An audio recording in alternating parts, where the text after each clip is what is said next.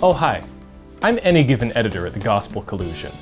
We're not big into taking sides over here at TGC, but we do have one non-negotiable, a zero-tolerance policy on slander. Slander is a serious sin, and if you ever oppose blatant lies that come from bureaucrats, members of the mass media, fake historians, or other clearly shady characters, you are slandering. Questioning obviously false narratives is always slander. Pawns of the kingdom of darkness tend to be truthful. Even if you think you have facts and evidence on your side, stop and think with me for a moment. Did you get your information from CNN? If not, then it's probably slander. How about reading it in the New York Times? Again, if not, probably slander. Did you read it on Fox News, The Blaze, or The Daily Wire? Well, then it's definitely slander, because only left-wing media sources' hit pieces can be accepted without question. Take the most recent example of Kyle Rittenhouse. 17-year-old Kyle defended private property in Kenosha, Wisconsin from rioting dirtbag thugs. Shoot me! Shoot me!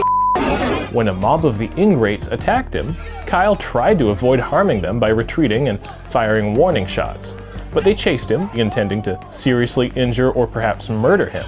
So Kyle fired at his attackers in self-defense, killing 2 of them. Well, that was a little more than we could stand for.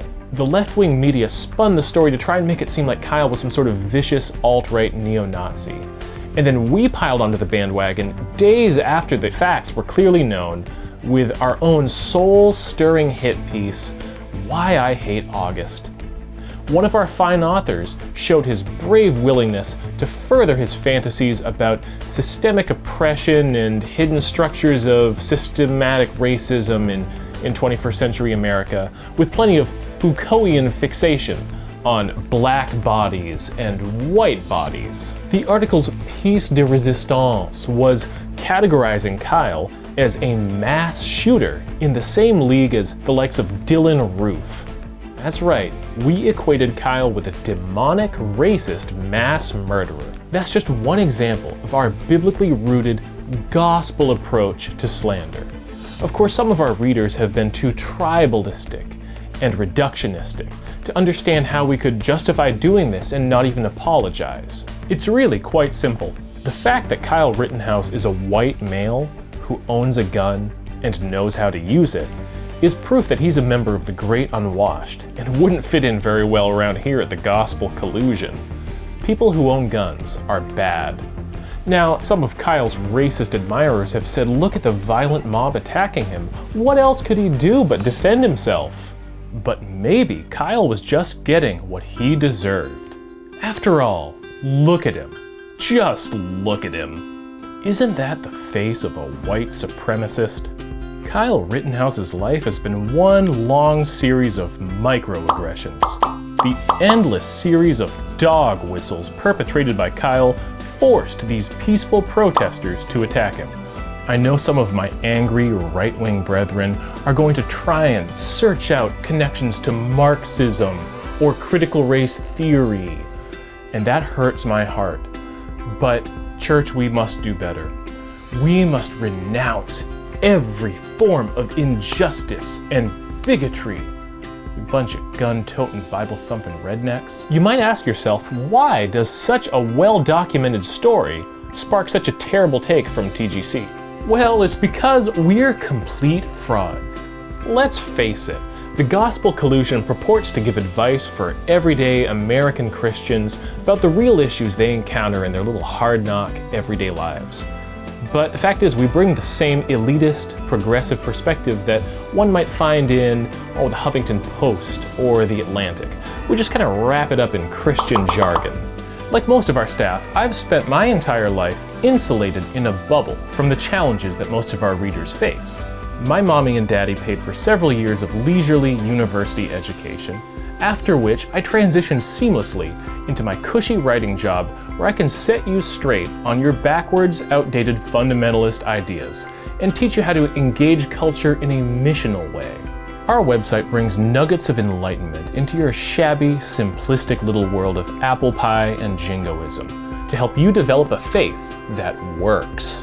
Every now and then, we accidentally reveal just how out of touch we are from the issues that matter most in our times. One example being this week's gem of a story, where is God when your dog dies? Which is a terrific question if you're in kindergarten.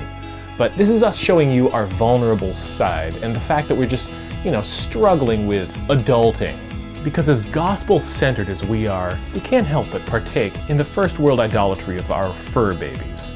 Why, just last year, I commissioned an oil painting of my purebred Chow Chow, McDuff.